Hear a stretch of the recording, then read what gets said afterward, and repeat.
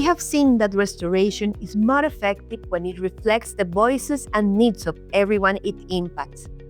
Just as gender equality and indigenous rights are central to sustainable outcomes, so too is the inclusion of persons with disabilities. Globally, over 1.3 billion people live with a disability, many of them in rural areas where restoration takes place. Yet, this group remains one of the most excluded from environmental planning and benefits. Their exclusion not only deepens existing inequalities, it also limits restoration's potential to be truly equitable, innovative, and resilient. What would restoration look like if everyone, regardless of ability, could contribute their knowledge, access opportunities, and benefit equally from restored ecosystems?